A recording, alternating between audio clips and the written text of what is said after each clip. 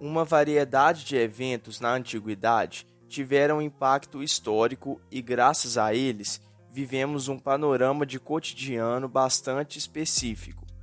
Desde já, é necessário afirmar que os acontecimentos duraram um dia, e isso determinou avanços básicos na cidadania e em setores econômicos.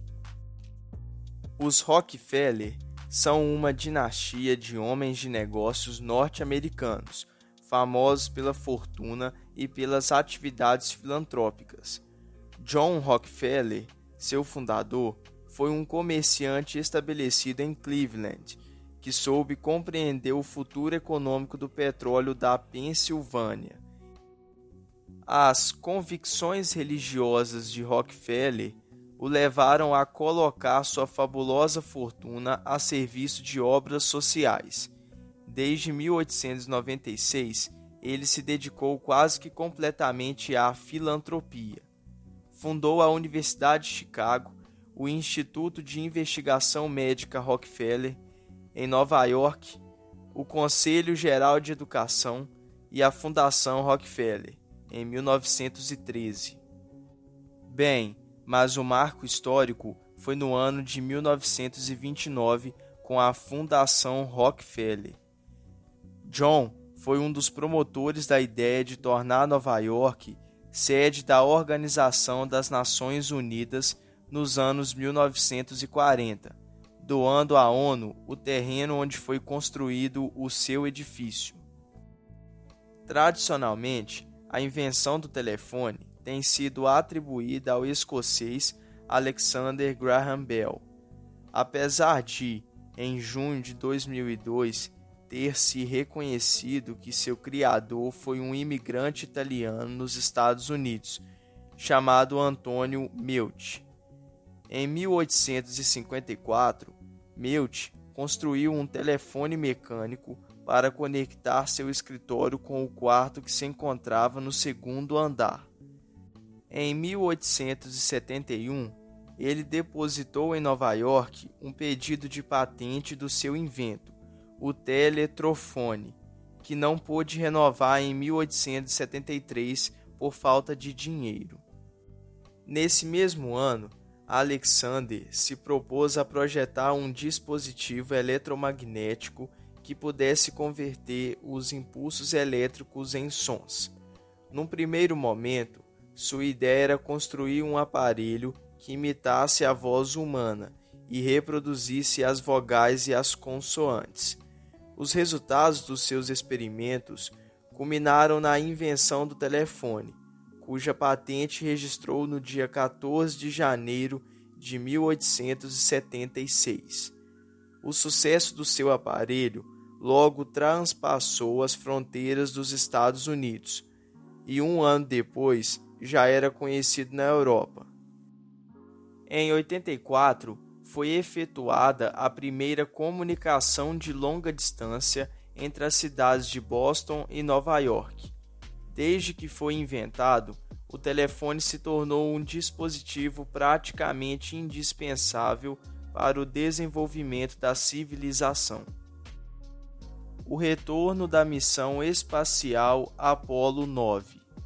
Desde que foi criada, a NASA, Agência Aeroespacial dos Estados Unidos, desenvolveu uma série de projetos destinados à exploração do espaço sideral. Entre eles, os programas mais conhecidos são os denominados Apollo. Cada um dos programas Apollo da NASA leva um número de voo que lhe corresponde na progressão da corrida espacial da famosa agência. O 9º voo foi lançado com o nome de Apollo 9 no dia 3 de março de 1969, com a missão principal de testar o módulo lunar, com relação à sua futura utilização na chegada à Lua. O acontecimento foi importante para a missão aeroespacial que os Estados Unidos preparavam para superar os soviéticos na corrida, em contexto de Guerra Fria entre ambas as superpotências. Seus tripulantes realizaram o trabalho utilizando, testando e separando em sucessivas ocasiões o módulo lunar, que deveria levar à superfície da Lua os astronautas da missão principal da NASA. A nave pousou no mar com sucesso no dia 13 de março, após orbitar a Terra 151 vezes, em uma viagem que teve duração de 241 horas. 1895 foi palco da primeira projeção de um filme. Os irmãos Auguste e Louis, químicos e industriais franceses, desenvolveram um inovador sistema de preparação de placas fotográficas que levou a empresa familiar a se converter na líder europeia do setor. Em 94, o pai de Auguste e Louis assistiu a uma demonstração do cinetoscópio de Edison. Fascinado pelo invento, propôs aos filhos que buscassem uma forma de aperfeiçoá-lo. Os irmãos batizaram de cinematógrafo o aparelho que podia gravar imagens em movimento e projetá-las em uma tela. A primeira exibição pública foi paga. A entrada valia R$1 e contou com a presença de 33 pessoas. Eles receberam inúmeras propostas de compra do seu invento, mas recusaram todas elas, porque eram conscientes da vantagem financeira que podia lhes trazer. Com o apoio econômico de vários amigos, formaram a empresa. Assim, nasceu a indústria cinematográfica e com ela uma nova forma de expressão artística. A Conferência Internacional de Saúde, ocorrida em Nova York em 1946, adotou a decisão de constituir a OMS. Em 1948, estabeleceu-se como organismo especializado da ONU. Atualmente, é uma organização com sede em Genebra, Suíça, que conta com 192 países membros. A Assembleia Mundial da Saúde é o órgão decisório máximo da OMS. Reúne-se uma vez por ano, com a presença de delegações de todos os Estados-membros, para determinar as diretrizes da organização, elege o diretor-geral, supervisiona as políticas financeiras, examina os relatórios do Conselho Executivo e etc. A OMS conta com 6 escritórios regionais: África, América, Europa, Sudeste Asiático, Mediterrâneo Oriental e Pacífico Ocidental. O Brasil teve papel fundamental na criação da Organização Mundial da Saúde. A proposta de criação foi de autoria dos delegados brasileiros, que lançaram a ideia de se estabelecer um organismo internacional de saúde pública com alcance mundial. A nacionalização do Canal de Suez. Quando o diplomata e administrador francês Ferdinand Marie chegou ao Egito em novembro de 1854, encontrou o terreno já preparado no âmbito técnico.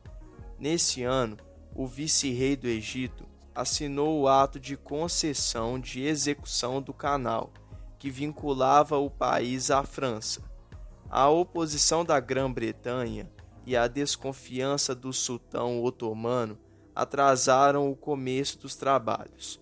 Em 58, Ferdinand fundou a Companhia Universal do Canal Marítimo de Suez, com domicílio social em Alexandria e sede administrativa em Paris. O vice-rei aprovou os estatutos e assinou uma licença para a construção do canal. Os trabalhos começaram em abril de 1859. A partir de 1863, a campanha contra Ferdinand se agravou, alimentada pelo primeiro-ministro do novo vice-rei, que suprimiu o trabalho obrigatório com o fim de paralisar as obras. De 17 a 20 de novembro de 1869, ocorreu a triunfal inauguração do Canal de Suez, na presença da Imperatriz Eugênia e da maior parte dos governos europeus. No dia 5 de julho de 1996, após 148 dias de gestação, nasceu um cordeiro que foi chamado de Dolly, a primeira ovelha clonada da história. Da glândula mamária da mãe de Dolly foi extraída uma célula com todo o DNA da ovelha adulta. Em seguida, extraiu-se um óvulo de outra ovelha, que serviria de célula receptora e do qual foi retirado o núcleo, eliminando assim o material genético da ovelha doadora. Seu nascimento só foi anunciado 7 meses depois, no dia 23 de fevereiro de 97. Meses após o nascimento de Dolly, apareceu a primeira ovelha transgênica, com um gene humano. Um ano depois deste experimento, em 98, Dolly teve uma cria e nasceu um carneiro no final do ano anterior. As alterações no patrimônio genético em animais suscitam problemas éticos. Entre as consequências que têm sido levantadas para considerar ilícita a clonagem está o fator ambiental, pois se acredita que, em longo prazo, prejudicaria a variabilidade genética e a adaptação das espécies.